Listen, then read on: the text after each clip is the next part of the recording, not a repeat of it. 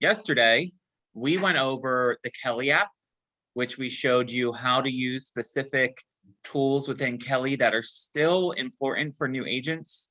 So you know how to get basic information about a market area that you're not sure about, how to see if your compliance is approved right through the application, and how to add contacts, and how to share your QR code when you're meeting other agents when you're going to specific events, okay? We also went over showing time, okay? Showing time is that third-party service for you that's part of your technology package here at Keller Williams. We went over the importance of downloading the app, how to schedule appointments. You can either call them, you can use the app, or you can do it right from Paragon. It's your choice of how you want to do it. You'll find your own thing that you'd like to do. And we also went over specifics of what showing time can show you from a standpoint of feedback for your clients, okay? Or feedback on your listings itself to see why you're not getting showing, okay? And then lastly, yesterday we went over Paragon.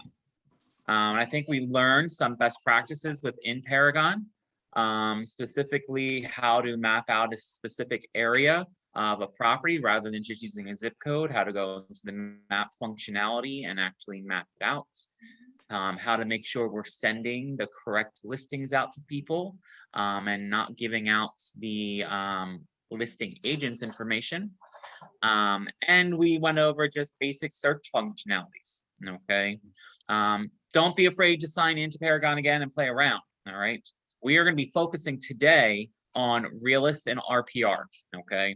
And I'm going to explain a little bit about what both are first. Again, disclaimer, I am not a certified trainer with Realist or RPR. So if you want additional training and watch the experts do it, RPR offers free training that you can take. They do great little YouTube videos within the platform now of how to do specifics.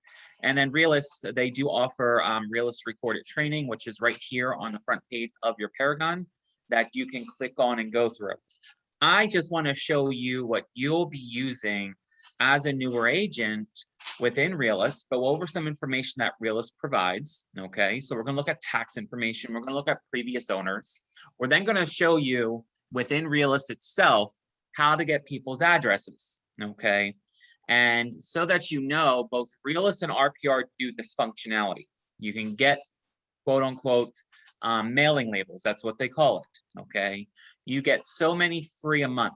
So in Realist, I believe it's 4,000 addresses you can get for free a month. And then RPR is 2,000. So potentially, if you're farming an area, and this is going to work specifically if you're farming, you're going to get this information. And there's 2 steps to this, and we're going to go over it. And I'm going to show you best practices. So when I download specific addresses, I'm going to show you what I do with that information once I then upload it to my command dashboard, because I'm uploading it them as contacts, okay? Because I'm going to be using them as a farming area. Because then step 2 of farming is, if you were on my training on Monday about postcards, I'm tagging those specific individuals, and I'm going to show you this. I'm tagging those individuals in my command so that when I go to send them something besides a letter of farming, maybe something of a holiday greeting, I'm pulling them right out of command so I don't have to look them up again and they're already in my system. That makes sense? Okay. So first things first, let's sign into Paragon. Hopefully everyone has signed into Paragon at this point in time. Okay. Yesterday we went over the training, but we are going to go at the top of that dashboard where it says tax, and we are going to click on the Realist information. Whoops.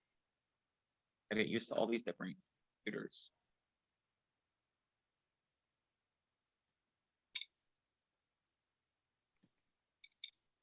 So what do you use Realist currently for? Finding owners. Anything else? Snooping on your ex. Don't say that. This is being recorded. Scratch that last comment. So I look for previous owners. You know what else I look for? I also, you know, when I'm looking in Realist, I also look at what was last time the property sold. What is the last price the property sold for? I also look for if it was deeded to somebody. You gotta love when a property goes for $1, so you know it's a deed changeover for a sale. I also, every once in a while, if it's recorded correctly, I can see when they redid their mortgage. So there's a couple things in here I look at. All right, I think this was AD. public information. I'm just Yep. saying. Isn't it crazy how much is public information? There's so much we sign off on that we don't realize it's public information. That's public information. What else is chatting in here? Property info. Yes, Jen, specifically property info. So I'm using the same property that we've been using all week because I'm doing an open house on Saturday that I'm hoping I get one person to walk through and give me an offer. But we'll see what happens, right? So I'm gonna bring up 801. Why is previous owner important? Previous owner, well, it's not so much that it's important, but it is nice to see where did that previous owner go, or who was the previous owner? Because especially in my area, previous owner, I might then pull the previous owner's information and see they have multiple properties that are still available that they might want to sell. So I kind of look at that aspect. I backtrack and I'm like, all right, previous owner was this person, they sold this. Let's see if they bought anything else and maybe they're ready to sell again. That's why I look at it. Okay. All right. So here is 801 East Brigantine Ave. So obviously it gives us some information. We know it's currently listed. Okay. It shows that it's currently listed. I can see what it's listed for. It's an active listing. Great. Okay. I can see who the owner is. Okay. So if you're thinking of the aspect of you're writing a contract with a buyer, right? You're bringing in a contract on 801 East Brigantine Ave. You need to put the seller's information in that contract, do you not? Thanks, Joe. Previous owner moved back to Philly. But you need to know the information about the, where they live. That's part of the contract. So you have to realize as a new agent, you need to know how to use this tool to write an offer. Okay. Is this all the information you need to pull from this realist information? Is this all you would pull if you're writing a contract? Is this all you would look at? No. No. What else do we look at in here? Lot, block, Lot, block. tax ID number. Yep. So then I go down and I look for my lot and my block number. Okay. One thing you always do, and let's flip the coin. So this is a buyer aspect, right? So let's think of a seller aspect. Anytime I go on a listing appointment or someone contacts me about potentially listing their property, this is the first report I pull. I go in here, I download this, I look at it. I obviously make sure the person that contacted me is the owner. Okay. I make sure there's no other owners that are listed here, because if there are, then I have to think of to myself, are all parties that are involved with this transaction present for this listing presentation? Okay. So information I need to pull. Okay. I look at the block lot, which is here. Tax information. You need to know this putting in a listing. Do you not? You need to know, you need to put in what's the assessed value. Okay. You need to put in, you don't have to put in the land and approve. It's not required in Paragon. Is nice if you want to. But you can also then see, well, what have taxes done in the last couple of years? It gives you a nice little blimp of information. A little bit of changes here, not too much, but some. I then have to look at, the lot and depth, right? So I know how big the lot is right here, lot footage, and the depth, the lot footage. So the sell score indicator, I don't know where they're getting the information fully from yet, because you'll be shocked that someone's selling and they're not even, they're in the very low score. So don't invest too much time in that right now. Okay, just don't invest too much time in that. And then here you can see other times the property was listed. This is important to know, especially if you're going on a listing contract, to see how many times the property itself was listed, to see maybe it's just not priced correctly, maybe it just wasn't the time for the market for that actual property, what have you. Okay. And I can see going down further the last time it was bought and everything else. Okay. Basics of realists, right? I do this I look at this every time before going on a listing presentation, right? Someone's contacted me, I'm thinking about listing the property. Here's your basic information, okay? What else do you use in real estate? I actually look at the mortgage payoff, like what they mortgage, to see if it could be a possible short sale. Right here? Down mortgage history, yeah. Yep. Yep, this is where it's also going to show you if they refinanced recently or something else. So that's a good call out. Anything else in real estate you look at? Is this the one we look to see how low it was in the market when it was sold? It'll show you, yeah. I mean, this right here, it'll show you every time it was listed. And you can see the history. So I can keep scrolling and looking, okay, of everything that was done. For 318, I would be looking for flood also. Yeah, depending on your area, right? So let's click on the flood map. So Realist gives you flood information, okay? It shows you the zone that it's in, okay?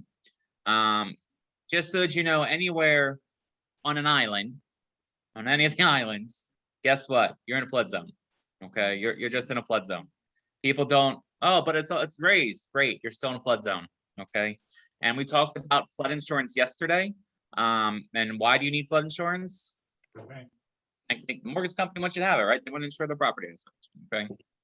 So what does this tell you though? This just shows you, so there's different, so if you were to dive into the flood map and you go into FEMA, these different codes that you see, believe it or not, there are some portions of an island that are out of the special flood hazard, which the bank will not require you to have flood insurance. But you'd have to find it on the map. There are spots on the island that don't require you to have flood insurance, okay? But rule of thumb, 99% of the island is a flood zone, so therefore you're going to need to carry flood insurance. But there are spots that show, if it's oranged out, no flood zones no flood insurances, quote unquote, there. You're out of the flood. But what does this tell you though? I mean, is this? I'm in the flood zone. Well, obviously, but what is, so is one house more in a flood zone than another? Yep. Obviously Yep. further away from the water. Yeah, believe it or not, it's not anything about the water. It's about your point on the island. So majority of places that flood on islands are near drains. So people that are closer on the drain streets have a higher flood insurance. Okay. Sometimes, not all the time. But if you were to drive islands, and islands are usually set up every other block, have this sewage system, you'll notice when it rains really heavy, every other block has ponding water because all the water floods to where the drain is going. So it's something to look into. You're going to the specifics, and your guy is selling the property, and they're like, I don't carry flood insurance. You're going to be asked during selling, how much is flood insurance? They don't have flood insurance. Well, do they qualify to not have flood insurance? This is where it's one spot that'll tell you. Yes, they're going to need flood insurance, but my guy owns his mortgage. He doesn't have a mortgage. So He's in this colored pink, this color, so that means it's 100-year. under your flood zone, so you have flood insurance. Yep. You have your assessor's map. So if you get, this works really well for lots and land. It breaks down just so that you can see, and I'll show you here. If you've never played around with this. Things in my way.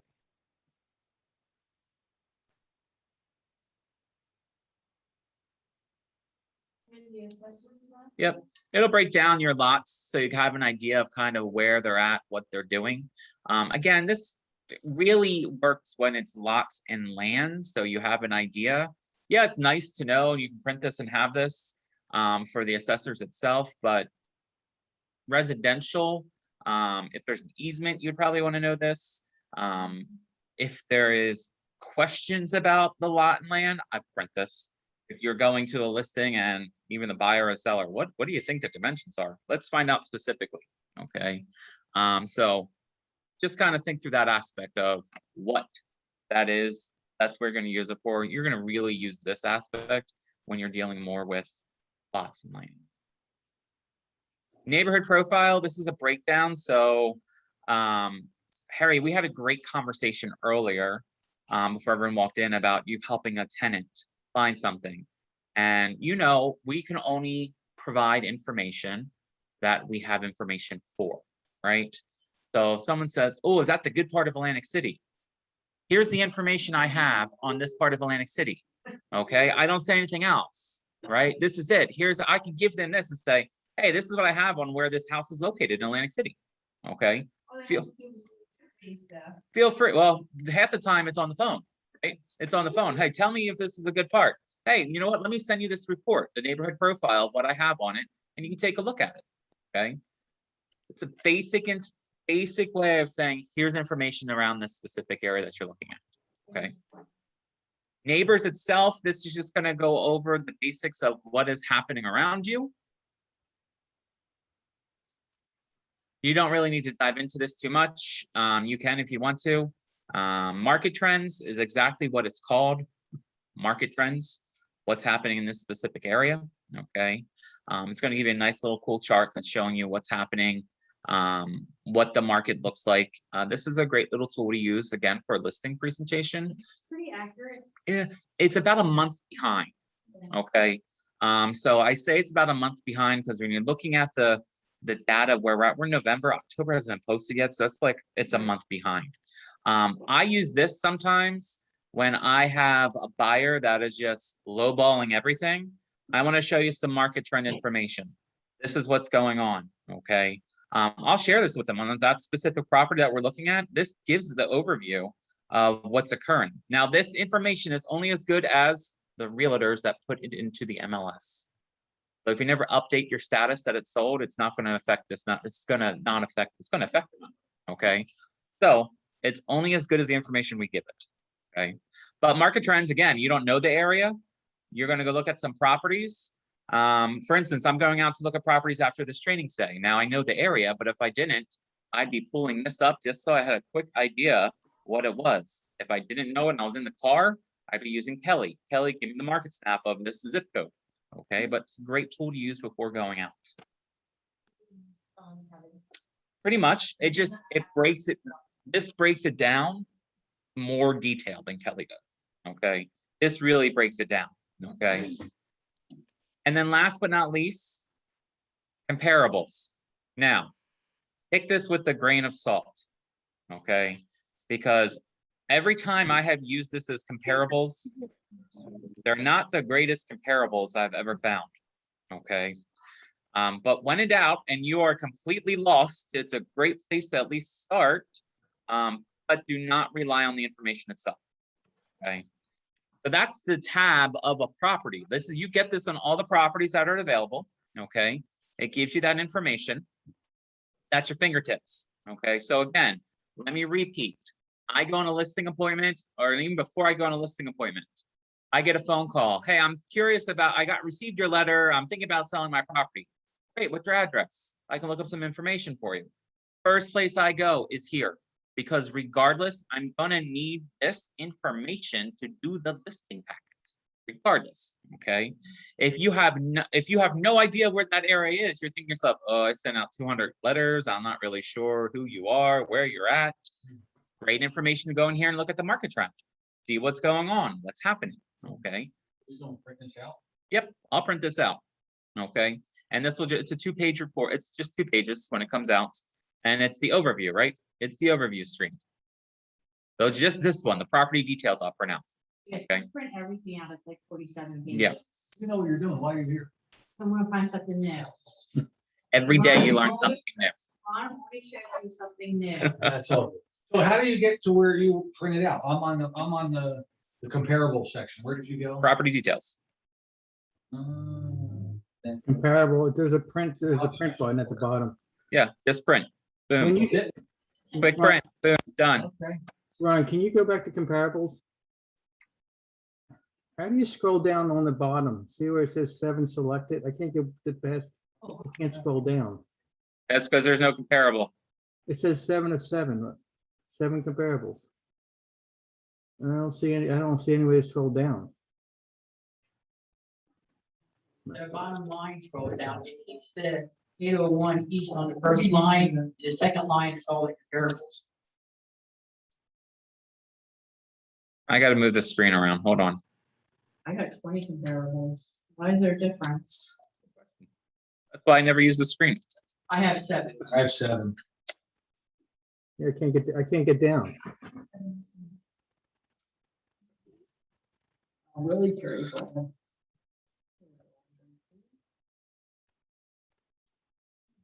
Oh, I can click on them up here on the map. Let me do the list. There they are. It's just one little line that scrolls on the bottom. Yeah, so look, you're in the split view. I see you. Yep. Yeah, click the list. These are not comparable. 13th, maybe 13th Street North. I know the market, so I know some, that's not comparable. 305, that's a townhouse, so that's not comparable. This is where I say take the comparable screen with a grain of salt. I do Okay. not build my comps off of this screen at all. All right, thank you. Yep. I get one more question from the Zoom guy on property details. Where it goes over the listing information, last market. Where was that? No, This information, Down a little farther. Down a little farther. Yeah, right there. So does this mean this property hasn't sold since 2018? Because it expired, it 15. expired. at last time it sold was 2015. I can see the date that the deed was recorded is right here. All right, so if you go down a little farther. Yep. So, low, yeah. Deed was recorded here. Recording, you can see it was a deed change. Not like this computer. I'm so used to Mac now. Yeah, if we go up just a little bit. Anyway. So it looked like this thing was under contract. It was released from contract in 2018, it expired in 2018, expired again in 2018, and then released from contract at 2/21. So it never sold in between there? Nope. All right, well, good luck with that this weekend. Thanks. Oh, you priced it lower than it was originally. Yeah, we've actually, this property's actually had 3 offers just recently, so it's gonna sell. I'm just hoping I get a buyer in there before it actually goes under contract, which is tomorrow. So hopefully no one brings in a cash offer today. That's gonna mess me up. So what, in your estimation, why, if we're looking at the release from contract, expired, why did? Some people don't want to, I mean, they bought it for 900,000, so they're not going to sell for less, right? So some sellers have a mindset of what they want, and that's it. You're not going to be able to change their mindset as much as you educate them, as much as you show them. They have, this is my bottom line number, and I know what my bottom line number is, and that's it. And some people want to stick to it, and that's fine. You know, you have to invest in that time and see, and you keep it. All right, if you don't go below that number, we'll just keep it on the market and see, maybe someone will come and grab it. Are all sellers like that? No. But some sellers are. Some and majority of the time it's investors, right? This is what I need to clear, and that's it. I cannot go below this, and that's it. So maybe that was a special number for them. I don't know. Not my listing. I don't know if they have a bottom line. However, I also know that majority of the sellers that want to list, it's different when you're in a second home market, because people that own second homes, they can let it sit. They're not motivated sometimes. They're just like, yeah, it's all right. I got this property, something else, and something else. Great. They have some money, so they're not needing to move it. Whereas if it's a primary residence, you need to half the time sell a home to buy a home. So there's the difference in motivation there. Okay, there's a big difference.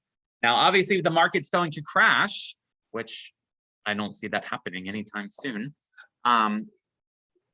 Investors will let go of the properties, right? Let's cash out now. Let's just do what we need to do. Let's cash it out.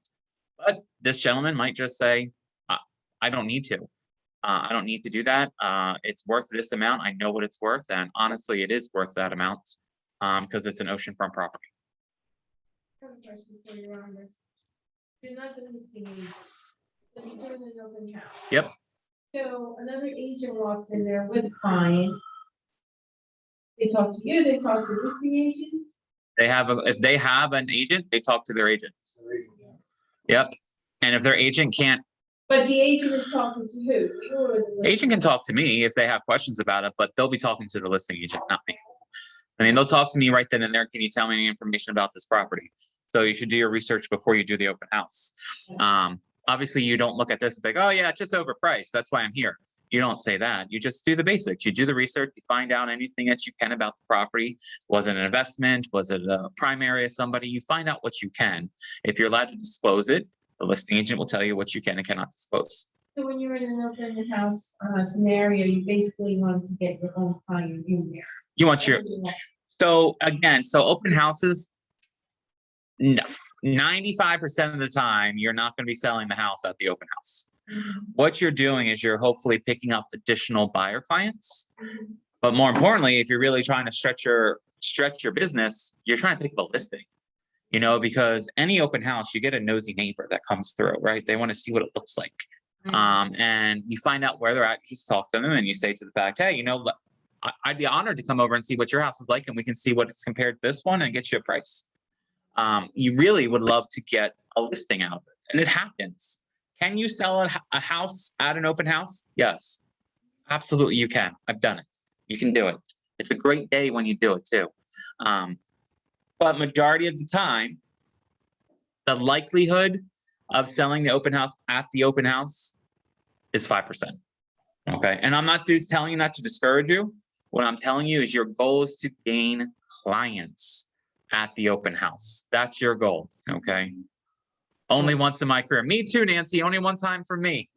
But it turned out to be a three-peater. So I listed, sold something else. So I was happy.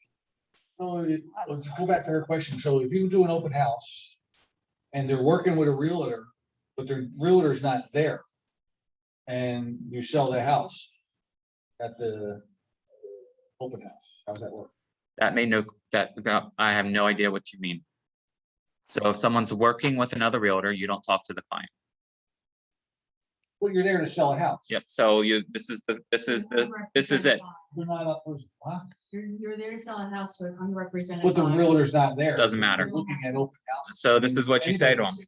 them. That's right. And you have to respect that, because if a realtor then says and comes back to you, that was my client that you're talking to, they can file judgment against you.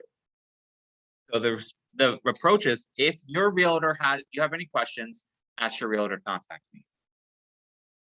If it's your listing. If it's not your listing, they have to contact the listing agent. I Okay. also say, why don't you give me your realtor's card, name or number, and I'll reach out to them, let them know, you're at the property. That way you can find out whether or not they really have. Right.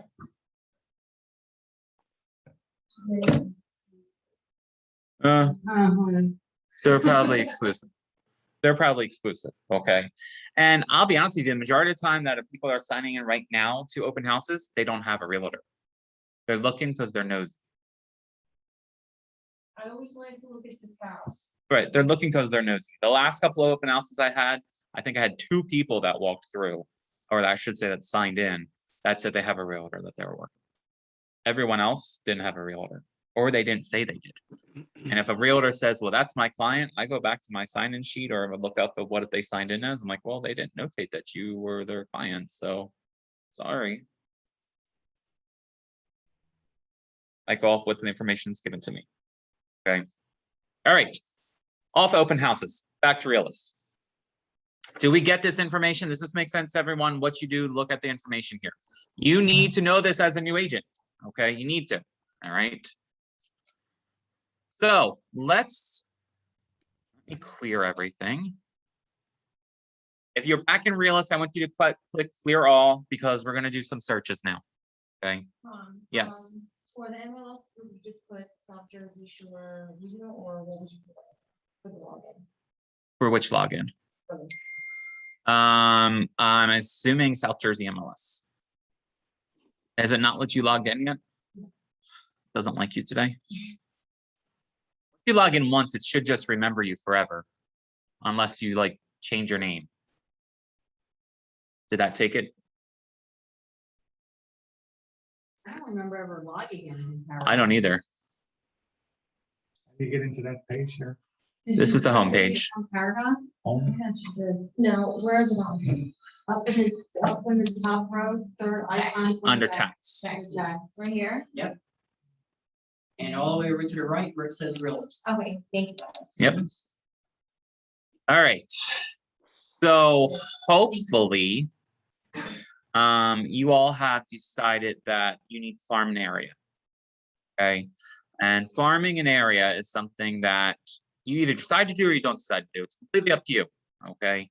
But if you're chasing business and you want business, you need to farm an area. Okay. You need to get people to know who you are. All right. Realist allows you to map out specific areas within on a street, in a town, in a state, whatever. You can dive in or zoom out as far as you want to. Okay. So I want to show you how to do that. So this is the home screen of where we're at. All right. A couple things that we're going to change up when we do this. First thing I want you to change up is click the map. Okay. Map's going to give us an overview. All right. And then want you to type in, you can type in your own address, FYI, for this. Okay. But I want you to just type in an address.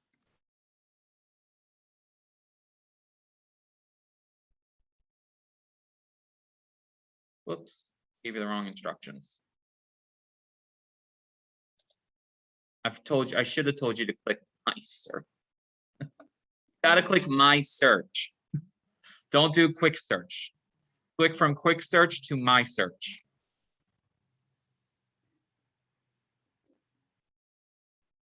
So if you did it correctly, it says map.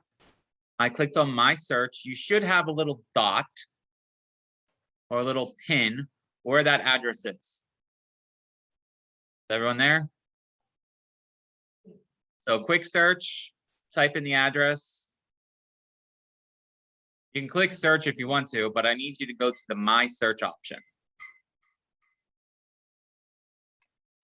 No, it's not working. Hold on. I click on, put the address in, click So on my under search. my search, I don't have where I can type in an address. Do you? Go to quick search, type in the address. Okay. that. Yep. And then Click. I go to my search? Click search first, Oh. go back and click on my search. Okay.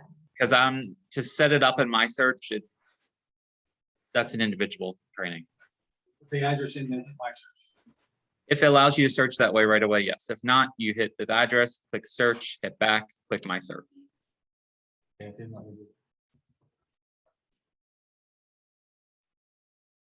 Now hit your back key. There you go. And now go to my search. That's- I'm just using your address. That's fine. All right. So we have an address here. We have a little pinpoint. Boom, it's there. All right. I'm going to zoom out just a little bit just so I kind of have an idea of where this is. All right. So I know this is a development. Okay. I know it's a development in Brigantine that I want to farm. So I'm going to map it out. All right. I'm going to click on the little drawing tool and I'm going to click the polygon tool. Are we supposed to be in my search? Oh, there you go. Yes.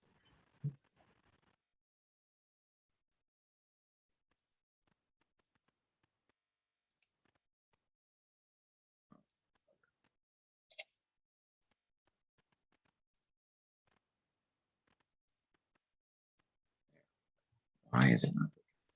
There we go. All right, so I'm going to start mapping out in this specific neighborhood. And if you don't know a neighborhood, you can do a radius around it. It's not going to hurt. I'm just showing you what you can get done here. How come it doesn't let me draw it? Did you click on it? It's click. So you click, it's a click and then move the mouse and click. Click on polygon. Click on the edit polygon, Yeah. and it should look like this. You should get the little cross.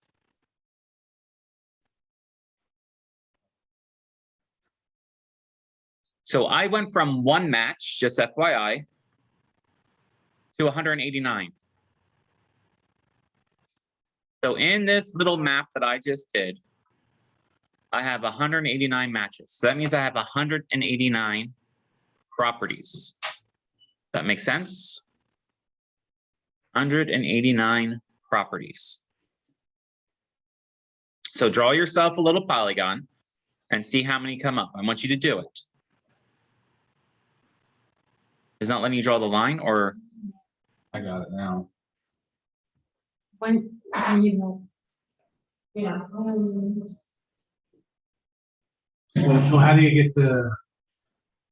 How do you make, so you gotta hit, so I'm near Gold Cove, I wanna put it there, do I have to hit it and then go back down? What do you mean? I don't, Well, because I have the plus, and every time I move it to Gold Cove and I wanna go down, it takes the line. you got, so you click where the point is, and then you move your mouse, then click, move the mouse, click and move the mouse.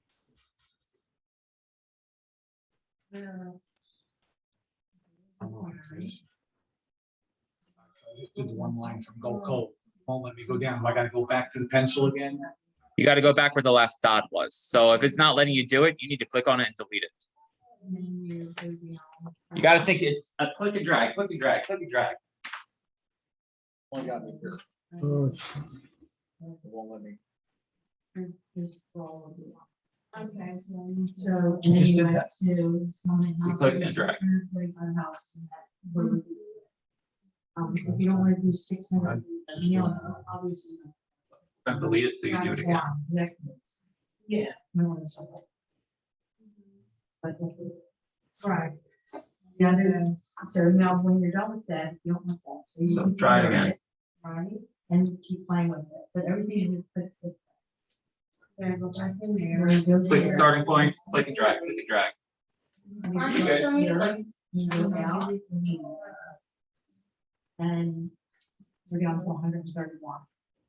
And that's probably like this a mile. I know, it's a pain. Got it? Yep.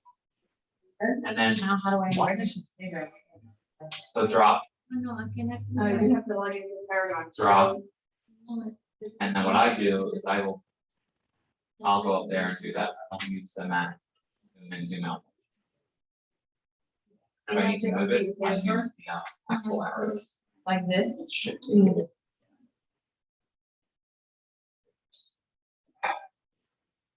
Yeah. Are you good? Good. So. Just map continually moving. Because it's not the most advanced technology.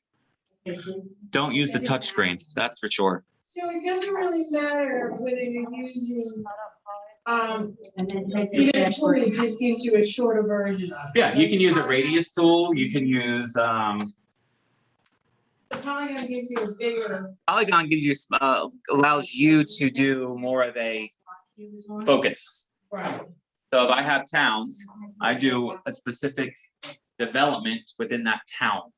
so I took the address and did the Polygon and put out 600 something. Then we narrowed it down using the radius and give me 131. Okay, so what would the rectangle do? Same thing, just, Bigger, right? Or- yep, that's all. And then that gives you the. We're gonna show you. We're not there yet. Oh, okay. Are you still struggling? Yeah, it's You're in a either, rectangular. yeah, no, it's trying something different, this must be.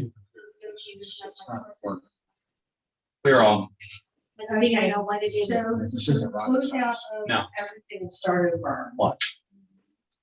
It's your computer. You So don't use the middle because it's a zoom function. And then move where you want it to go. And click Click on. and move where you want it to go. Move where you want to go. Okay. I can't push it. You're up.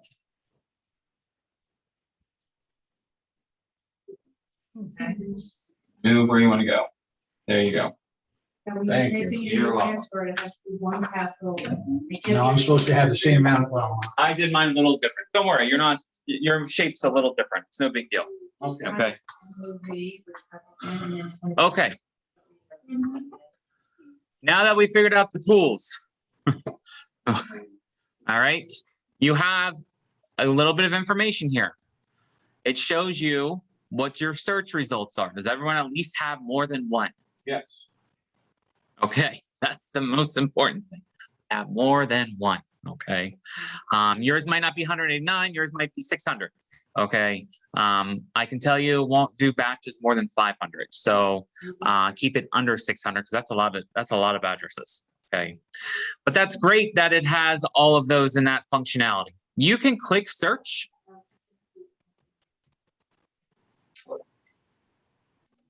And what's going to happen is all of those will pop up. All right. Now that means absolutely nothing to you right now. It's like, great, now I have all these dots in a map. All right. I don't really care about the dots.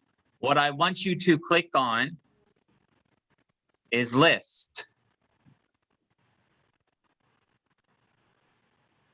And once you click on list, you don't have to do this, but for me, I do it this way because it makes my life easier.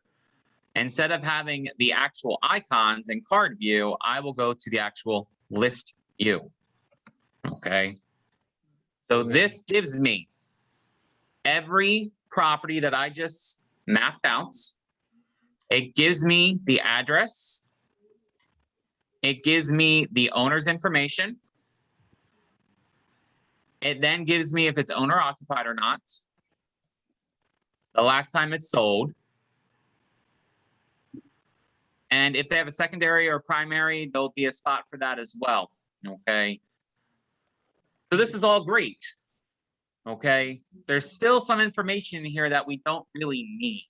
So you hit list again to get there? Yep. So I hit list and then I hit the view, the table view as it's called. Gotcha. Okay. I think this is a lot easier to view than this, but you might think opposite. You might like this. Great. It's completely up to you. I don't care. It's whatever you want to do. Okay. So a couple things in here to look at. I can see by here, now this is not, please note, realists from this perspective will not always update when there's an active property on here. Okay, sometimes there's a little bit of a delay. Don't let that scare you, all right, at all. This gives you basic information. This is an expired listing. This one is sold. If they're green, they're active. Do not get excited when you see a bank or foreclosure, because I'm telling you right now, 90% of the time it's not accurate. Okay, when it says bank or foreclosure, don't get too excited. All right. So it's all great that I have this, but it still means nothing to me. Okay. Okay. I need to find a way to make this a little more easier for me to read. So all I do is I export it. Okay. You can do a custom or you can do a quick export. If you wanted to do labels, just FYI, if you're like, you know what, this is good enough for me, I don't need to upload it, you can do labels. You can print all these out. You can go to the store, get your Avery labels, put them in, and look what happens. It's going to tell you which Avery label to use, okay? And it's going to ask you, do you want used mixed cases, all capital letters? Well, probably mixed cases. And then do you want to do the tax billing code or use property address? I choose tax billing code because I'm in a second home market. So I want my information for them to go where they receive their tax information, because more than likely that is the most proper address for them. Make sense? And then the one aspect that you need to make sure you do, sometimes realists will have duplicates. So what you do is you click off, eliminate the duplicate label. Just click it off. If this is enough for you, you're like, you know what, this is exactly what I need. I need to print these labels. Fantastic, create it. And what's going to happen is a little screen will appear. Open when done. I'll just show you what it looks like so you don't think I'm crazy. Oh boy, this computer.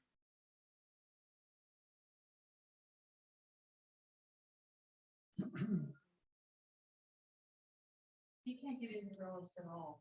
They won't allow her to accept the terms. We got to call NAR. That's why it's so- Yeah. Heck is this saying? I don't care about it. Are you okay with up there? Do you want to use my computer? So these are all your mailing labels. Okay. They're all there for you. It's a view only. I don't have a paid document through Word. I wouldn't do it. FYI, I don't do it this way. I actually do take the time out and write people's addresses out. It takes a while, but I'm just forewarning you, just from test and error, people tend to open up more letters that have a handwritten name rather than a pre-printed label. Just FYI, okay? You don't have to do it this way. You can do what you want to do. Oh, it's yelling at me because I didn't sign up for this. You can do whatever you want. I don't care. I'm just giving you advice on what I do and what seems to work the best, okay? I used to pay my children to do this. Yeah, it's, Like. So- my children for 12 hours. How long Yeah. have you been doing this? A while. she still comes to training. So some- The other aspect to keep in mind, when you can do these things, people are like, well, when do I do all this? This is part of lead genning. So if you're not a cold caller, spend an hour a day of writing out envelopes. Your hand will kill you afterwards. It's not fun, but I usually do this also at open houses. I will take a pack of envelopes with me at open houses. If it's not busy, I'm utilizing that time for something. I will find time to do it, okay? I send out 500 envelopes a month, minimum. I spend a lot of time writing addresses out. And when I'm not sending out those envelopes, I can tell you my business declines because I farm. That's what I do, I farm. And what you do today, remember, what you do today, how many days should I see return on investment on that? 90. 90 days, okay? So it's about a 90-day turnaround, okay? I have a question. I see advertisements for, there's like scribble things or, not audible, but like they print, it looks like hand print. Are these even worth it? Like, does it really look like, do people know the difference? I don't know. I mean, when I send my letters out, I just sign one letter and photocopy it, so I don't really know if they Right. know the difference. But there is, I know it's a printer that does it for you, basically. Right. Like I have a Cricut that does that, but it takes more time to do that than if I just do it myself. Yep. But that's how to print labels. All right. I want to go back to how you can save this because I said, how many of these do you get a month? 4,000. 4,000. So I don't want you wasting this every month. 5,000. Or is it 5,000? I don't remember. Maybe 5,000. You need to waste- Well, why would I waste this 189 next month if I needed their address again? Right, so you save it. I save it. Oh. Okay. So I export it. I do a quick export. I do get 5,000. And it's going to ask me which one, what do I want? Okay. Again, you pick what you want. Just for this purposes, I'm going to show you what I do. So I'll export this. And this takes time. Again, this is part of lead gen, right? So you think, when do I find all this time? I just did a neighborhood. I wrote some letters out. I'm now going to download their addresses and I'm going to put them in my command dashboard so I have them. This is part of lead genning. This is part of keeping it all organized, okay? You're gonna put all of these stuff, names? Yes, I am. Is you're gonna be able to export, import it in? there? Yes, I am. Or you're not gonna type every one of them out? There are some things I have to type, but it's copy and pasting names. Okay, So you left everything checked. I can uncheck it all if I wanted to. And I don't know why it hasn't loaded yet. I think it's because it's trying to pull Microsoft and we don't have it. Why? This is why I'm in this class right now. So we got all that click, we're exporting it, and I'm looking at the screen where everything is checked. Do we want everything checked? No, I would go first name, last name, An address. address, and a billing address. Where did you customize that? We're right here where it says export. I'm gonna do it again. Like, I don't need the MLS photo indicator. I don't need this. I don't need any of this. Address, property zip. I don't need APN. I don't need recording. I don't need that. But you can get rid of that once it's in Excel too, right? Yeah, you can. Absolutely. And the other question is, do we want to do this right now? Because if we're only allowed 5,000, would that take away from what's remaining? It will, but 5,000. 5,000 is that's a lot. I'll be honest with you, I've never hit 5,000 in 1 month. I really haven't. And if you think why, it's because these are people that are getting some sort of information from me. So I'm not just downloading them to put them into command, right? I'm utilizing the information given to me. They're receiving some sort of farming letter from me. And to do 5,000 farming letters, that's going to be a little costly, not going to lie. Okay. What's 5,000 times, what is it, 55 cents per stamp now? So it adds up quickly. Okay. I only download the ones that I'm farming. So I have yet to hit 5,000 a month. Is sale date important here? Because you don't want to send it to somebody who just bought a house, right? And just, Sale date, I don't really look at sale date, to be honest with you, because eventually they're gonna have to sell a house, and if I'm farming an area, I want to be top of mind, so that when they do sell the house, they're thinking of me. don't they say that's like every 7 years, somebody looks to sell a house Down to 5 now. down to 5? When you say farming, you mean like you're seeking out sellers in an area? Yeah, were you like me the Or first time farming? farming? Like, when someone told me to farm the first time in Brigantine, I'm like, there's no farms in Brigantine. I have no idea. No. I did. I am pretty smart, but I had a dumb moment right then. I had, I'm like, there's no, why would I farm in Brigantine? There's no farming. I didn't get it. Yeah, you're picking out an area. It's a term. So don't feel bad. I felt that way too. I'm like, farming, what the hell am I going to be farming for? Okay. Because I did think that we were looking at farms. But yes, you're picking an area, you're looking at an area. If you don't want to export, you don't have to, right now. I'm going to, just to show you what, I don't know why it's not loading for me. I think it's this computer. How often you supposed, How often do you farm? no, how often do you, so you send these 200 out in July, then when would you do that again? July, so I'd be sending something out in September, and then I'd be sending something out in December. So every 2 months? I like to say 45 days, but it's been 60. But It's been 60 for me. I've been averaging 60 days. that could be a postcard, a letter. Yeah, so what I usually, so here's what I do, right? So my first one is an introductory of who I am, of what I'm doing. My second one has nothing to do about real estate, nothing at all. My third one has a market update, and then I continue to do a market update, and I might trickle in a little sprinkle of a recipe, and then on the back of the card, there's a market update. There might be something. Yeah, so the first one is like an introductory, right? Of who I am, I'm your neighbor, blah, blah, blah. I'll give them a little bit of, you can't just give them about who you are. You got to say, what's going on in the market? You have to come from a place of contribution. How am I contributing to you through, so I remember you? The second one has nothing to do with real estate. The second one might just be, hey, here's the, you think of like December, if this is a Phillies area, I might send out a Phillies schedule. Boom. That's a huge postcard to send out. It really works good for football season. I might send something out on that. I might send something out on like a best practice for, you should have already done this for daylight savings, because that happens Sunday. That would have gone out in September, right? Hey, daylight savings come up, make sure you get your batteries for your smoke detectors. It's a great time to change them out. Little things like that. And let me tell you, steal shamelessly with this. Google, what should realtors send out in the month of September? You just Google it. Don't be afraid to Google it. Where are you getting it? Like, what are you getting? Google. No. So you say something like batteries, what do you put, you writing something together, or you're finding something on the website? Yeah, that's all I do. I Google what I should be sending out, or you join these other Facebook groups that realtors are doing it. Realtors give their stuff away left and right. Customize. So whatever, yeah. You go join Facebook groups for realtors. People give their stuff away. Hey, I just sent out this awesome letter. Great, let me see what that awesome letter looks like. Oh God, that is an awesome letter. I'm going to steal shamelessly, and I'm going to make it my own. You shared it with me, I'm going to use it. Don't be afraid to do that. Now, do not go on a Martha Stewart website and steal a recipe.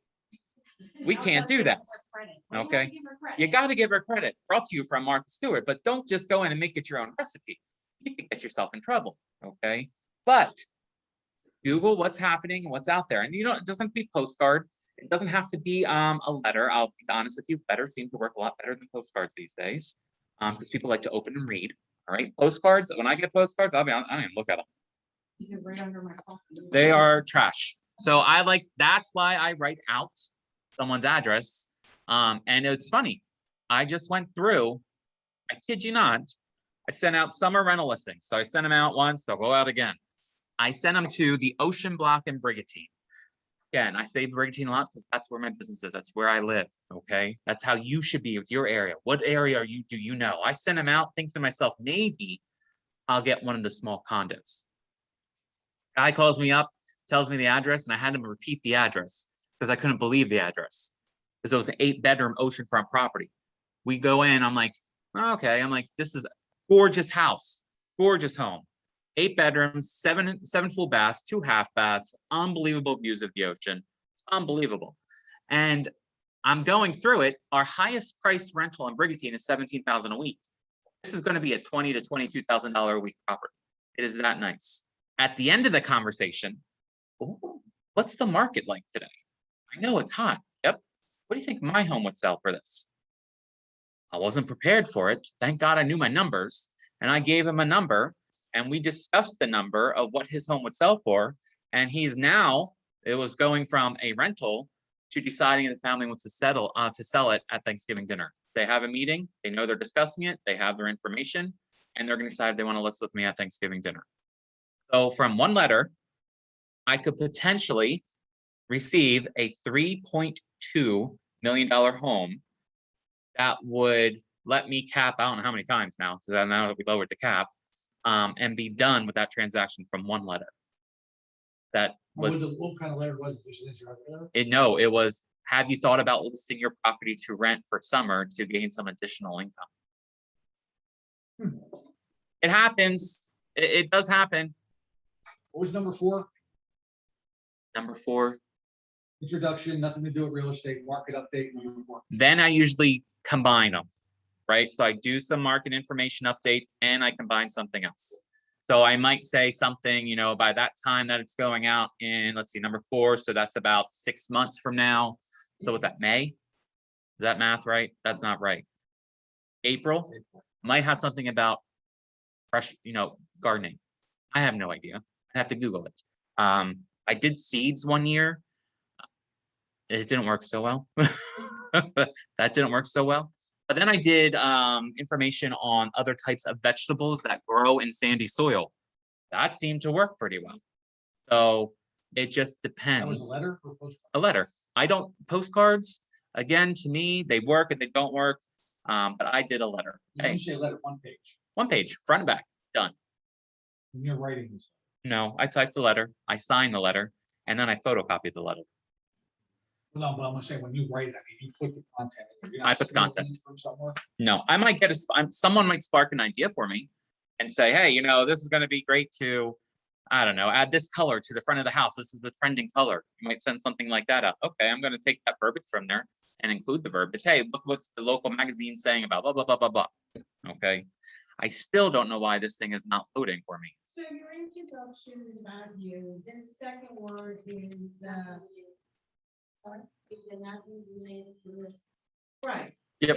Then is the market analysis, right? Yep. What area and so on. And then the third one is whatever seasonal. Yeah. is happening. And you don't have to do it that way. You could take it your own approach, right?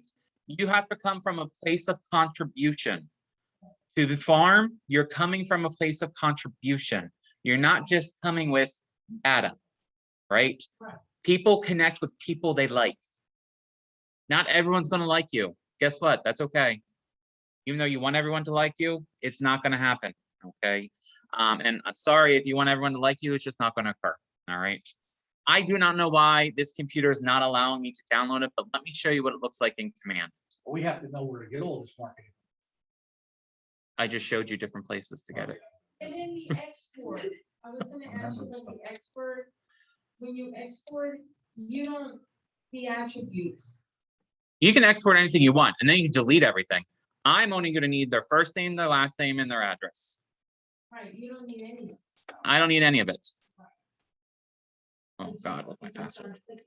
And then that automatically save, like it'll give you that. It'll save it to an Excel document for you. Yep.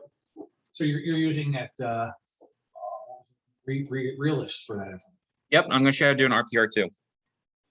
RPR is the next thing we're going to go over in a minute. This is why it's a business. Yeah, but you only seen it one time. So that's why I said, I mean, I've been coming to these. Since day one. often, yeah, for years. And I learned something new, like I just learned the whole export thing. I can't wait to see the export to command. That's So, what I'm here for. yep. That's gonna be my aha moment. But I agree with you, there's a lot of, info for one class, Well, think of it. It's enough for you to start, right? All right, I remember going here and do this. What do I do next?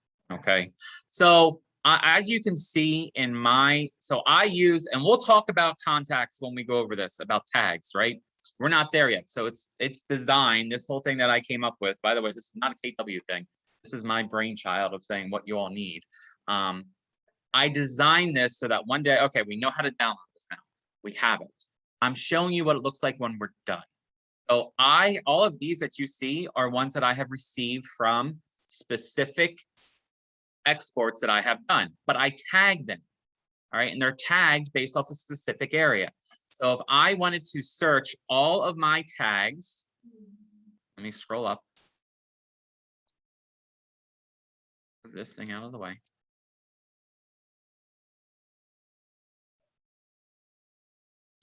Let's do golf course, just because that's where I live.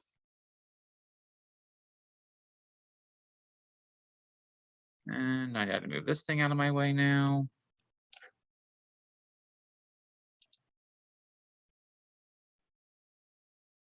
So all of my 310 that I have pulled, and I haven't done the whole golf course, I've only done a specific area around my house, okay? Everyone that I pulled from Realist are now in my contacts. How? I'm going to show you, okay? I'm going to show you this, all right? So if you haven't created tags, I don't want you to upload it yet, all right? But there's an option right here called import. All right, it's because I'm on team. First thing that you do when you start importing these, and I don't think it's going to show you because the way this, oh, it does. Oh.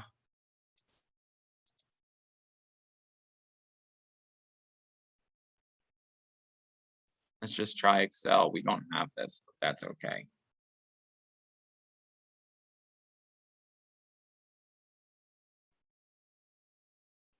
So here is the Excel, or we'll just say spreadsheet. Some of you don't have Excel. You don't need Excel to do this. You can do numbers. You can do whatever. You can do Google Forms, Google Sheets. It doesn't matter, okay? But this is the form that you will use. So when I download that specific list in Realist, it's going to give me first name, last name. This is where I have to copy and paste, because in Realist, it's combined first name, last name, okay? There are shortcuts that I'm not an Excel expert, but you can break this down very easily. There's a code we can put in. I will Google it to figure it out, but it's not today. But you put their first name, the last name, and then you just scroll over to their address, okay? I then upload this. Everything has to be in this format. I cannot, let me repeat, I cannot edit this format. So once you download this format from command, you cannot edit columns. It has to be exactly the way it's downloaded. If you don't have this information, don't delete the column. Just leave it blank. Leave it completely blank, okay? You don't need everything in it. You just need something, okay? And when I add them all in here, we'll go over this on the contact day, all right? But this is kind of the short version. I put their first name, I put their last name, I put their address, and I save it as a CSV file, okay? And as soon as I go back into command, I can then upload it right here, and it pulls it all over for me. So I'm not uploading and manually entering 310 people, which will take forever, okay? It takes forever. So you're doing your own mailing. At this point, it all comes back to you, Yeah. and then you. So now I don't have to go back in Realist and pull their address. So now I can just, oh, I hate this when the screen share is on. Now I can just do this. I can select everyone. Yep. Where is it?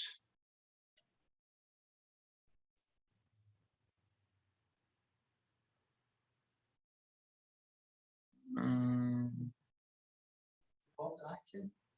I don't want to do the bulk though. I can. So I have a report. Does everyone see that? Boom, boom, boom. I have something notification here. Oh, good thing is in my way.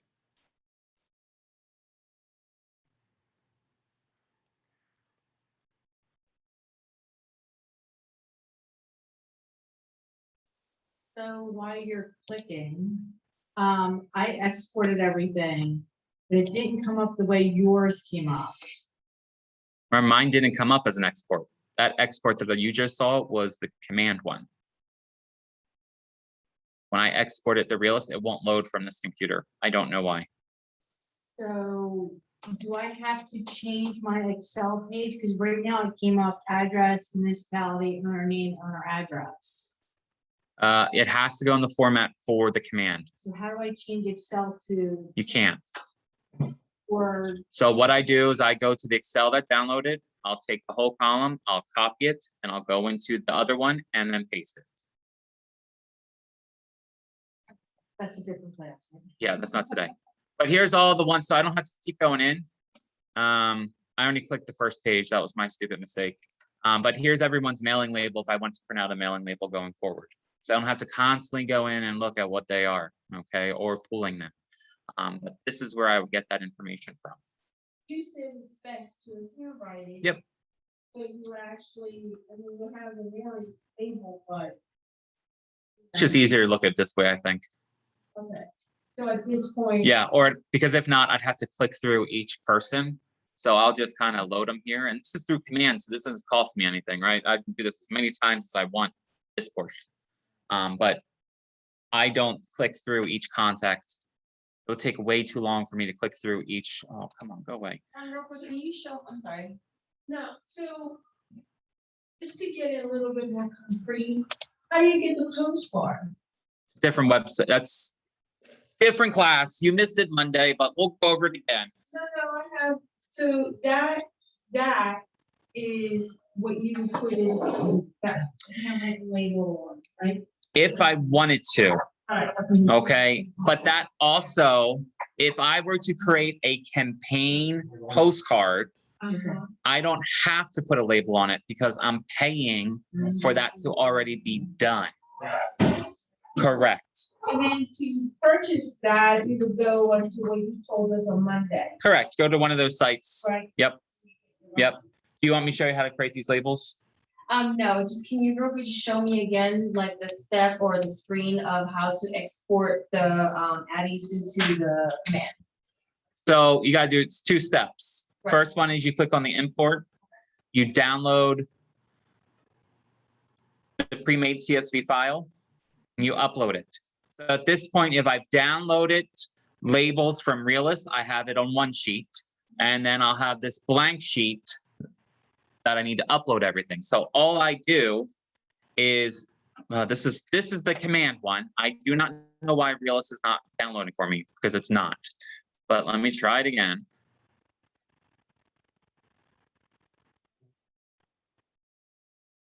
Yes.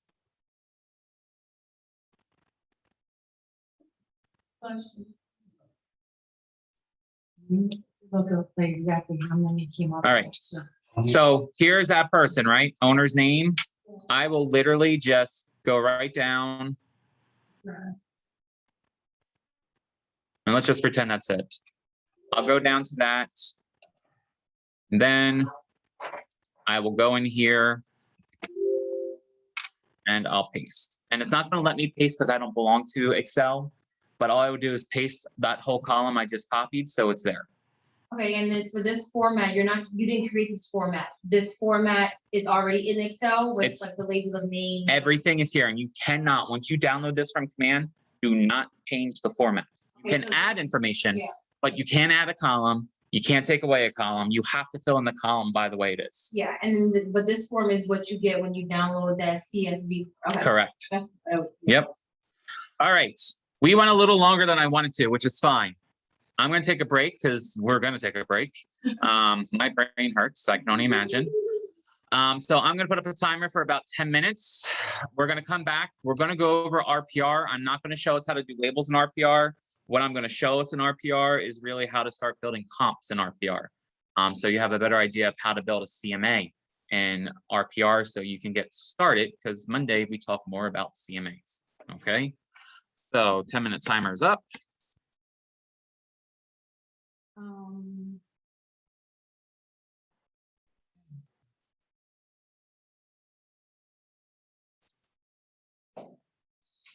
So I'm on the input part, but I don't have the Excel spreadsheet that you're showing up there. Where do I get that? Right there where it says download. Okay, so that is a real thing. Yep, yep.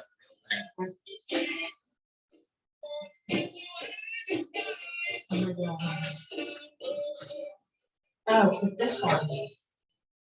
And there it is.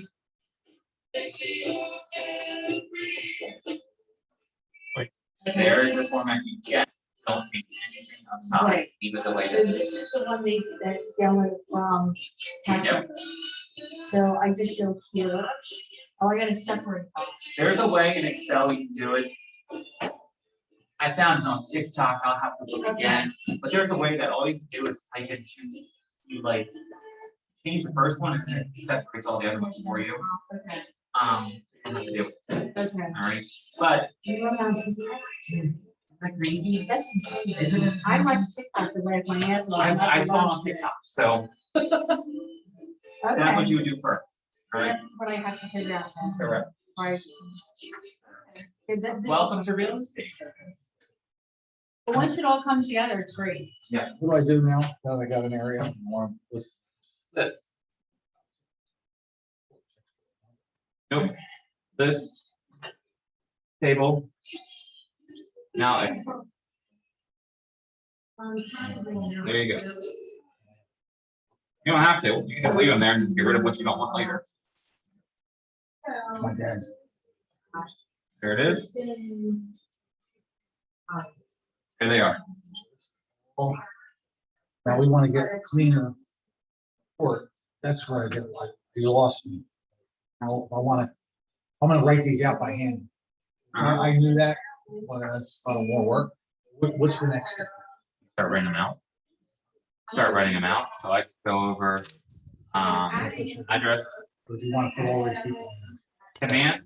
That's a different aspect. So yeah. So if I want to write these out, you're just gonna. Download it and save it for now. Like name this like Dad's neighborhood or whatever. Okay. And then we're going over context Tuesday, I think, next week. So I'm gonna spend more time on it to show you how to upload things to your surgery. But it's not a hard process. Once you have this, it's just copying and pasting this information and putting it into the other. Yep. So it's something that we could do. Say, hey, I want these. I was always under the impression that you command contact. Farm, put them in. That's and is used for what you need it to use. Put them in there. Trust me. If you're gonna be farming them all the time, put them in At there. that time, they have 10,000. Oh, I don't know if you farm 10,000. That's a lot of money. But there's some people that have 10,000 contacts. When I pull it up. There's some free shops. What is your thing?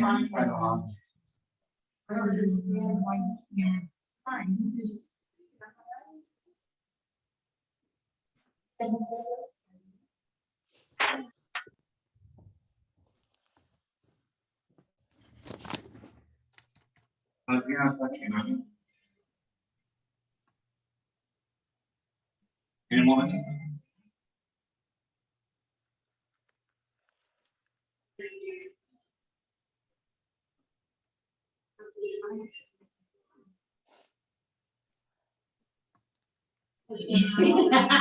There you go.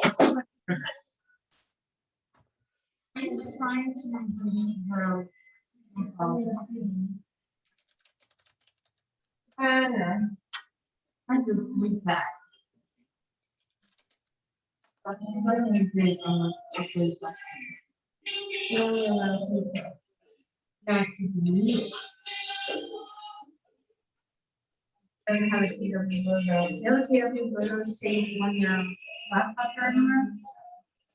Yeah, here we will go. It's I don't think you can read it. Go to new. Footer. and Yeah. press right over top. Right, that's right. But this isn't the profile we were talking about. No, I'm here, but then I wanted, Which that is not here, so this. Settings, next settings.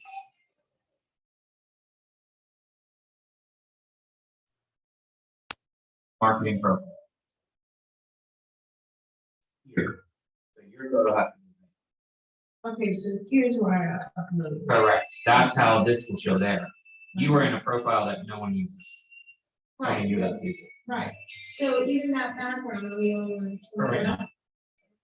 So how do I get rid of that? Get another photo, upload something else. It can be anything. That's what I said, go to. It can be a background image of a city skyscraper. Do whatever you want. That Connect profile was only used for color wave visions. No one else. Yeah. Hey, sleepyhead. On down with the birds flying or whatever you want. Like what, I did what you did, like I eliminated all of them, I only had 4 things I wanted to bring up, I brought up more than 4. Well, that's not, you didn't export it here. No, yeah, that's not, that's the Well, export. yeah, but I did that, when I hit export, that's what came up. It should have came down here then. Is that it? Come on, babe. Go on. Yeah.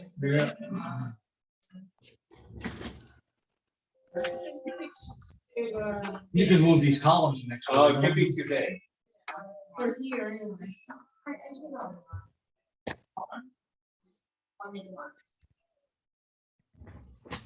Okay.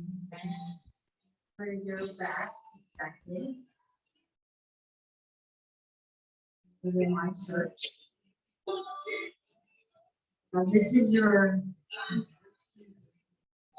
You got a professional like something? yeah, That's all. That means, yeah, just change that to whatever. No one's gonna see that such KW regions at this point. everything's a click. So you click, your cursor where you want it. You want to decide, wow.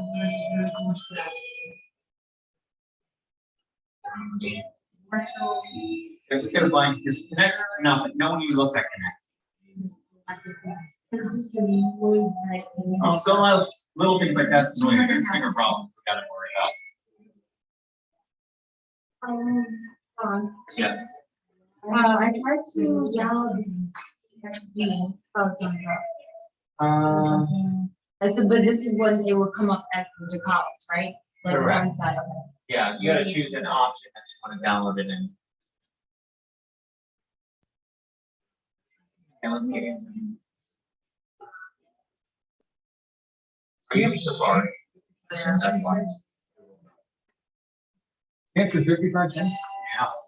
Holy moly. I go forever stamps when they like 44 cents or something, I'm like so happy. Yeah, they're 55 cents. I don't know what I'm missing here. 55. Great. So we did the search, it's saying 200, but it's not from this one.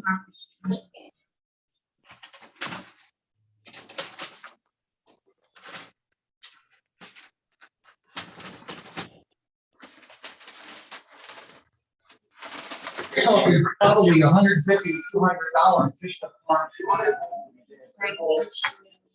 Or you could just walk around the neighborhood and put Oh, you cannot put them in the mailbox. them on the side of the flag.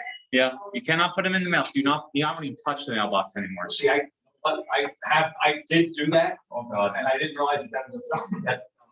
Well, if you could, if it's the first time you ever did it. I don't think so either. But isn't it crazy? You get, it's a felony, you put something someone's, I just, I did that, and I was talking to Sean, I opened it, yeah, not all of them, I put them on the side, but I couldn't get them on the side.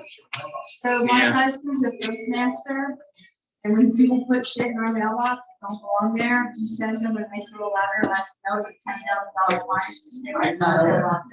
Yeah, crazy. Yeah. You would think they were worried about- Do not regret someone's mailbox, ever. One, you don't know whose mailbox, like I said, my husband's a I should postmaster. probably text that, Amy. yes. Hey, any word?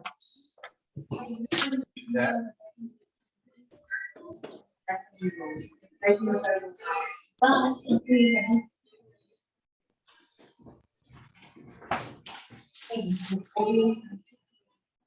look at it, you have to spend money on it. You have to. It's a business.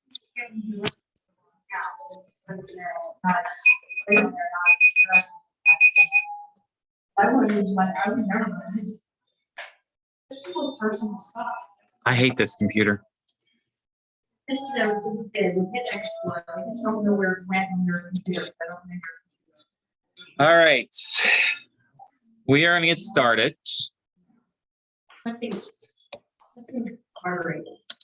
I don't, like I said, I don't know your computer, so I don't remember your exported that. Log back in here.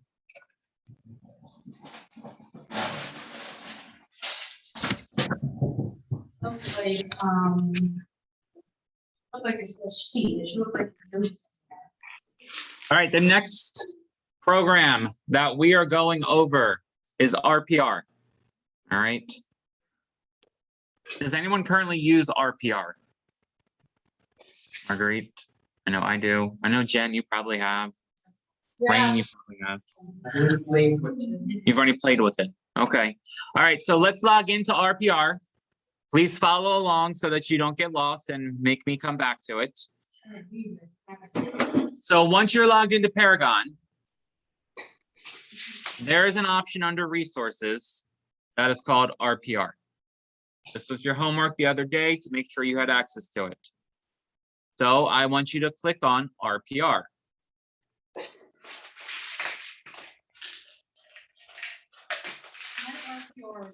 Just in general comes up as non-exclusion, is that my primary loss?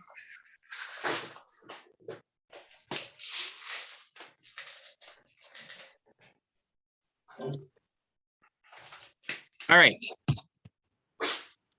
RPR, and I'm not going to go through every single screen, right? If you want to learn more about it, by all means, you can go through every single thing here and it'll take you through step by step. Like if I went to prospect for clients, like we just did for mailing labels, you can do it in RPR. You might find it easier in RPR than Realist, completely up to you, okay? You can create different reports. If you're working with investors, you can do an investor analysis, which shows you profit, the pluses and minus. You can look at opportunity zones. Opportunity zones are apparently zones that might have opportunities for resale. You can create a CMA and you can tour the homepage, okay?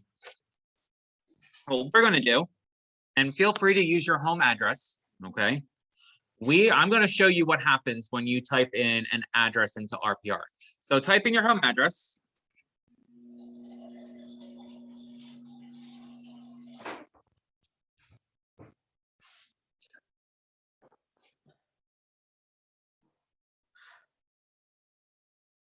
So you get a listing, now it's obviously it's your address. You get a listing appointment or someone that calls and says, hey, I'm thinking about listing my house. Great, what's your address? It's 14 Cummings Place. Fantastic. I know nothing about 14 Cummings Place, okay? So guess what I'm doing? I'm typing it right into RPR and it's gonna give me some information, okay? Now, if your address doesn't come up, that's a whole different issue with RPR. RPR has had massive updates recently to get more accurate information and to add more data, because for the longest time, you could type in an address and RPR couldn't find it at all, okay? If you're unfortunately that one person where it's not finding it, I'm sorry, it's just not updated yet, okay? But it's a way to help you. So let's just go over some of this. So if I scroll down, it will give me an idea of what the home value is worth, okay? It's just an idea. That does not mean that is the list price that you go with. Does everyone understand that? Gives you a good idea of what it is, okay? You can build a CMA right out here, which is fine. That's what we're going to do in a minute. It's going to give you information on square footage. It's going to give you information on what's the actual information about that property. It gives you just overview, okay? RPR. For us, what I do in here, I look at, again, so I bought my house back in 2017 for 185. And if I were to list it today, it is saying I could get a return of that. Which is probably, the 435 is probably not that far off, okay? Based off of my market value right now, okay? I probably should just list my property and sell I was it. gonna say, we're kind of in the same boat here, 'cause what we paid and what I see here is like. Yeah, I should probably just turn around and sell You just put your. I Yep, missed that, it. sorry. Just put an address. What was the address? It doesn't matter, just put any I'll address. put it on. Yep, everyone put their own, okay? So again, I don't know about this property, so there are some things that I can do here to kind of research the property, right? So right here, I can edit the value or I can create a CMA. I'm probably going to want to create a CMA, right? We're going to spend a little more time on this on Monday, but I want to give you some ideas of what this does for you. So if I click on the create CMA, Sorry, real quick. What's the difference between RVM value and the refined value? you're going to see in a minute. Yep. There is a difference based off of what you tell it. Okay. So I've already played around with this. Yours probably have the same. Do you have two numbers? No, I don't have it at all. Yours doesn't come up? Sorry, you're not It's okay, special.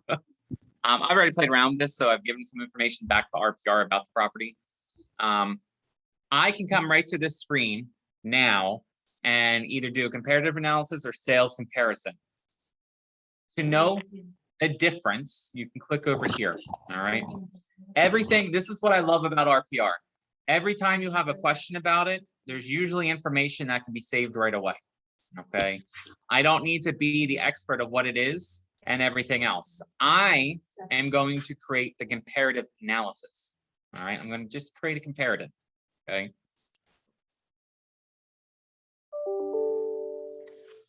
So my home facts have already been updated half the time, actually not half the time. Every time you go into RPR, it's going to make you confirm facts. So anytime I have a potential listing, I have them confirm, hey, can you confirm how many bedrooms and bathrooms you have? Because maybe they've done something to the home since then, okay? And the reason I know to ask that question is because when I go on this screen, I know it's a single family, how many bedrooms, how many baths, was there an addition? If not, confirm the facts. That's all I do. Two things. Okay, confirm facts and close. Have to do that You have to regardless. add- What are you adding into the boxes though? You're not The adding answers. anything if not necessary. Yep. The answers. So it's going to say you need asterisk, you need to fill it out. Perfect. 4 bathrooms, 2. Perfect. Living square foot. If they don't give it to me, I just put what's in the system.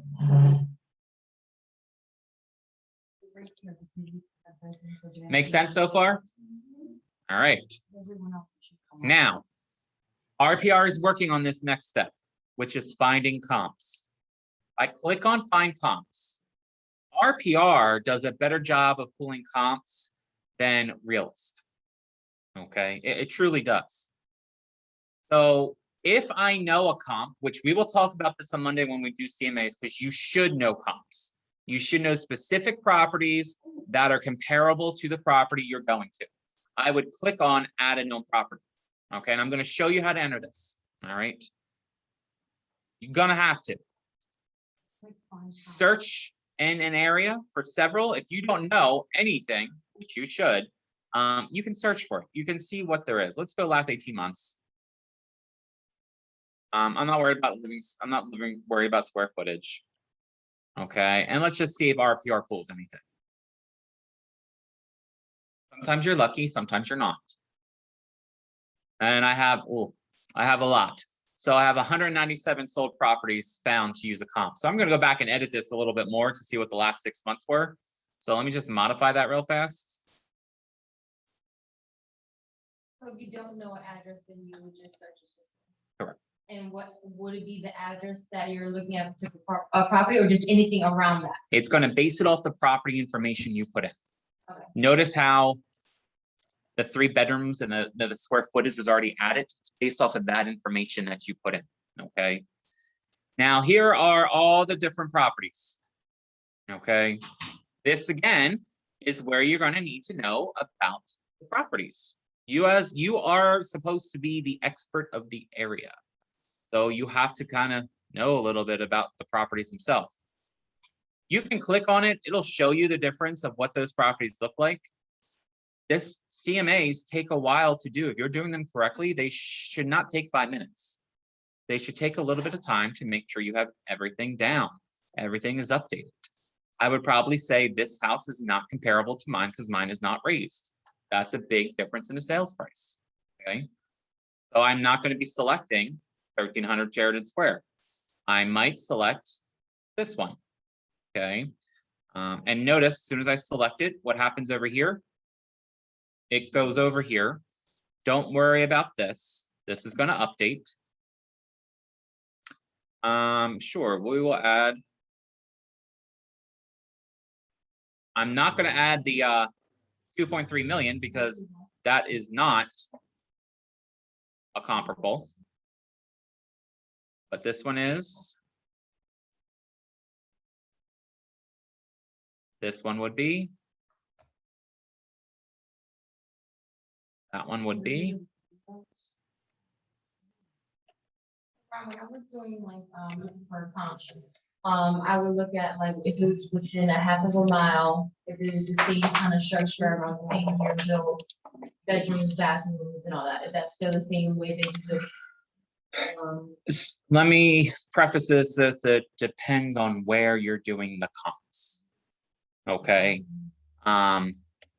So for instance, on the mainland, yes. As soon as you hit the islands, no. Okay, because I could take my house where it's at, and it's 4 blocks from the beach, say, and same house, I move it up 3 blocks, I've probably added about $120,000 worth of value. So you see what I mean? It depends where it's at. Yes. Mainland, absolutely. You look at square footage, you look at how many bedrooms, baths. Maybe year built if there's something wrong with the home, but it doesn't mean anything if it's updated on the inside, right? Because then it just that's a wash, right? The year built wash. But there are certain things you'll then look at, like, you know, the kitchen's not updated, so I got to consist that into the CMA, and we'll talk about that on Monday. But that's a good kind of starting path of what we were just talking about. Okay, so I quickly just selected a couple. All right, just for the heck of it. Pretty simple, right? And all I do is update valuation. How's that possible? No properties in your neighborhood sold in 18 months? It's a different MLS. Oh, He's looking in South Jersey MLS, right? Yeah. The different MLS. okay, so we'll give you different address. So I'm learning stuff here that I'm not even gonna be able to use up here. You can use it in different aspects. You will have to force the MLS number in. So that would be a known MLS. I mean, what? A known MLS. So you would have to know the property and the MLS number, which you should anyway. I can still run comps. You would pull it from Bright and you would add the MLS. Just like you would from Paragon, you would pull comps from Paragon MLS and add it to this. So can he add right to his RPR? He's part of Atlantic County Board of Realtors, Yeah. which is South Jersey MLS. Okay, yeah, because I did the Monmouth, but I added Paragon as my. Secondary. I don't know, call the board. That's nothing to do with me. Okay, so I put in a different address. I put in address. Okay. Sorry. From this screen here to get to where you want to start creating, well, this page here, where did you go? Oh, CMAs. Yep. So I'm going to spend more time on how to figure out what data goes in here. Just some other things in RPR for you to know. Okay. If you wanted to prospect, reverse prospect, they do have an option here to do that in reverse prospecting. If you've never done reverse prospecting, it's essentially getting clients. That's what it is. Okay. You can prospect for residential clients, commercial. So if I click on the residential clients, it's going to automatically pop up for you. What type of client are you looking for? All right, sellers. So it's then going to go through a whole series of where you see, I'm not doing this. This is just automatically doing. Okay, now click here, research. So make sure that when you're going through this process, you follow the pop-ups that come along, and it's going to take you through that process, okay? Let's do this aspect, and I don't know if it's gonna let me do everything streaming because of how slow it is when it streams. Okay, so we're under marketing or research? I'm just showing the different options right now. So if you did marketing and you go through it, it pops up to show you specifically where you want to go, okay? So again, prospect for clients right here. It says sellers or buyers. Sure, let's do sellers again. Let's click research. And it's going to say map search. And you're just gonna go through exactly what it's asking you for. So this should look very familiar from Realist, okay? Okay.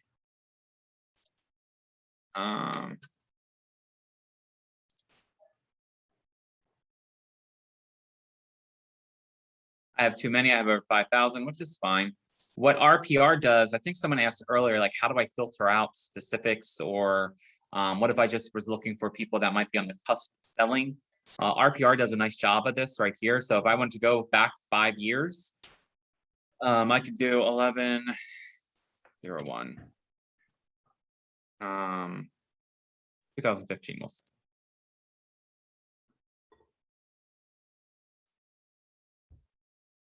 So I'm still having over 500 results here, but I went from 5,000 down to 500. Okay, and your zip codes might be smaller. You might want to draw a specific map. I think it was Robert I've asked about sales data, or somebody. I don't remember who did. I apologize. But that's how you can filter out when the last property sold. It's just by clicking the filters, finding out specifically. Come on. The last time it sold. If I want to go back, results. Oh, it's 4,320. Let's go further. 3,000. Okay.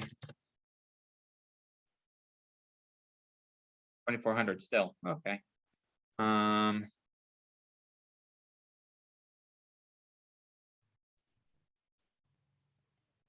going to exclude all these.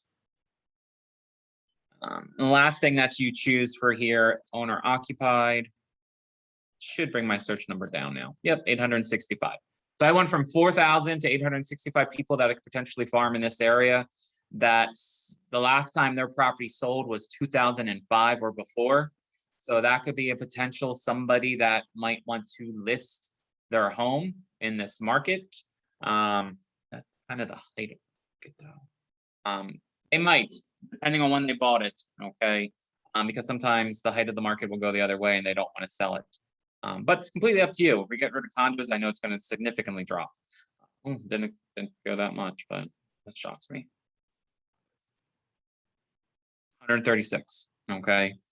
So you just got to play around with the filters of what you're looking for. It's just another way to play around with things. Okay. And then if you're completely lost of what to do in RPR, this is the one thing I do like about RPR. There are specific search functions right here. Like it'll give you a step-by-step videos on how to use the new RPR compared to Realist or compared to the old RPR when it didn't do any of this. It's a CMA builder, which we'll talk about Monday. I don't want to talk about too much today.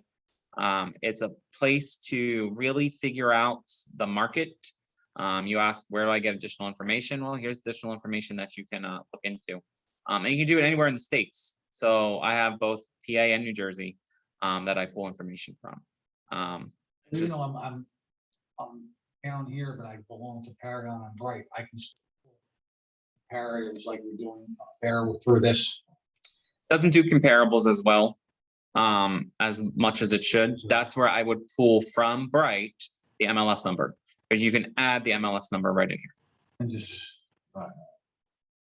That's what you do. And really, when you do a CMA, and we'll talk about it, you shouldn't rely on these systems to give you the comps. You should know your comps. Like, it's great that the system helped you out, gives you an idea. But if you're building a true CMA, you're selecting those comps. You're not letting the system select it. You are, yes, this is a comparable. This one is what I need to look at. Because if you just rely on the system to do it, you're going to miss opportunities. Okay. You're gonna put stuff in there. It doesn't, like a ranch doesn't belong to be compared to a two-story. You kind of have to know, look at the pictures and stuff. You got to know the comp. This is a good starting point. You'd be like, all right, the number I came up with in my CMA is this, and RPR is saying this, completely different. Okay, if it's a huge difference, maybe I'm not looking at something correctly. Okay, maybe I missed something. All right, I'd go back and look again. That's how I use it. Okay, I do not use the generated comps in RPR. I use them as a guideline, and I force my comps in that I'm picking into RPR, which Monday we'll go over that. I think Monday CMA. I could be wrong, but we'll go over how to build a CMA Monday. Questions with RPR, play around with it. Don't be afraid of it. Test out your own property or a family member's property in here. It's funny too. Everyone goes to, let's bring it up.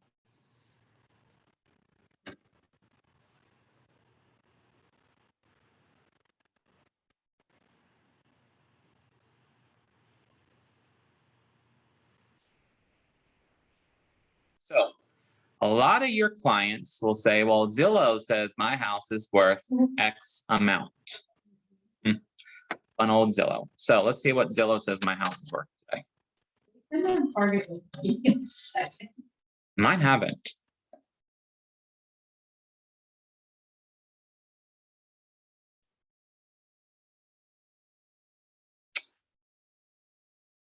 So Zestimate from Zillow is $407,000. Okay. RPR was a little higher. All right. The RPR, would you use the AVM or would you use the refined value? AVM first. Okay, Okay. Because half the time you don't know what the property looks like. right. Right. Then they're going to ask you, well, how much you think it's worth? And you're going to say, you know what? I really want to discuss that when I come see the house. You're going to have an idea what the house is. Just know that sometimes listing appointments is not a once and done.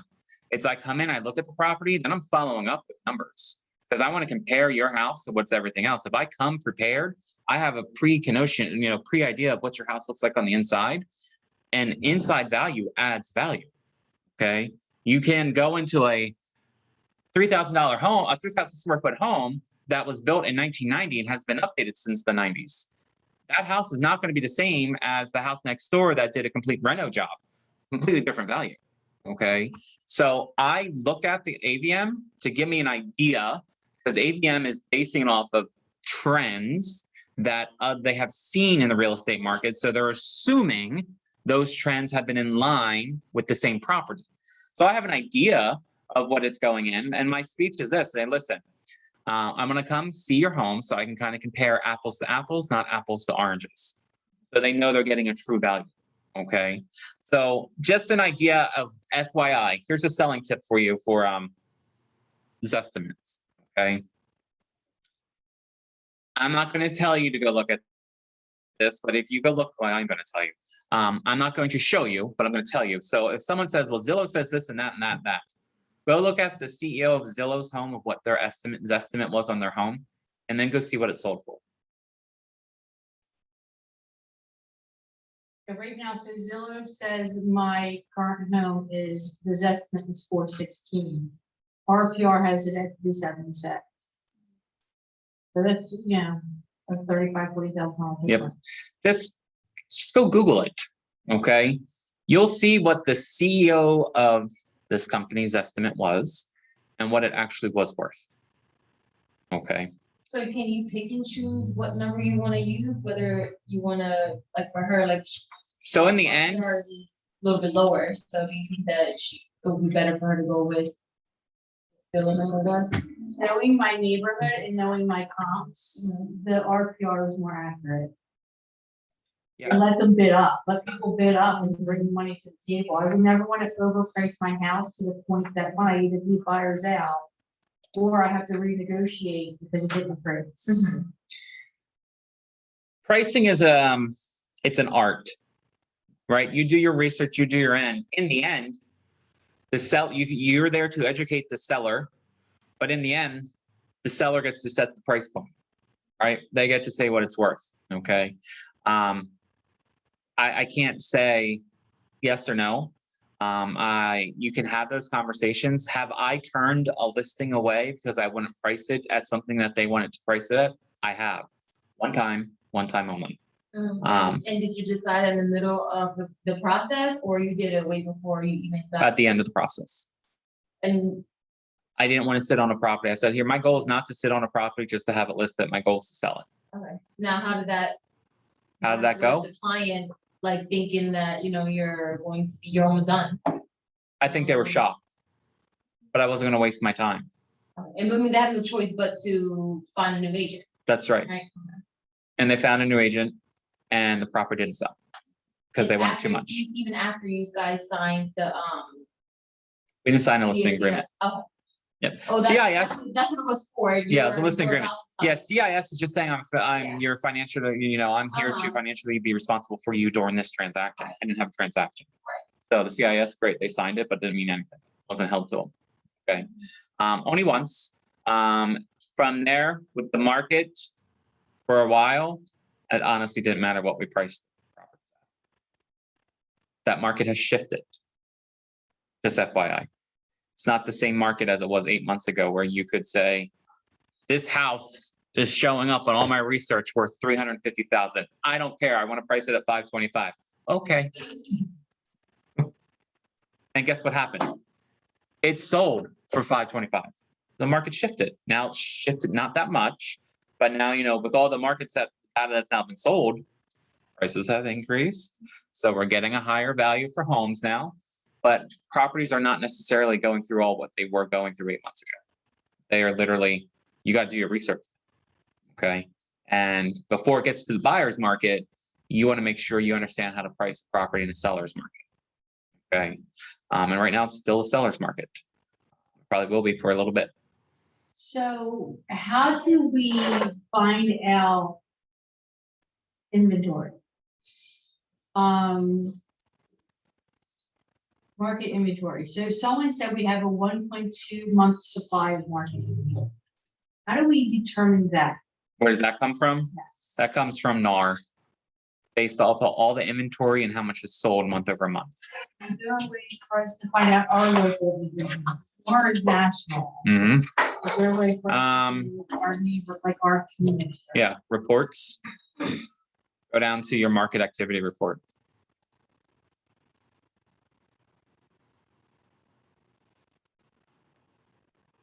And then in here, market activity.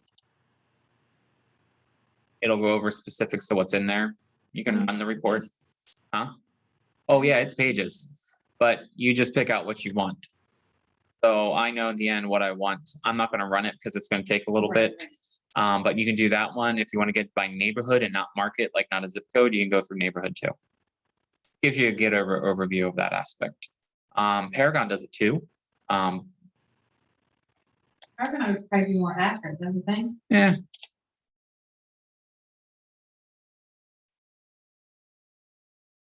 I can do a market statistics here. Type in the areas and the time frame, it'll punch out numbers for me as well.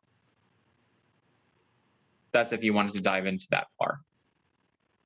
Well, it's good for when you do your mailings and you're sending a market snapshot. I use Command. I let Command do it for me.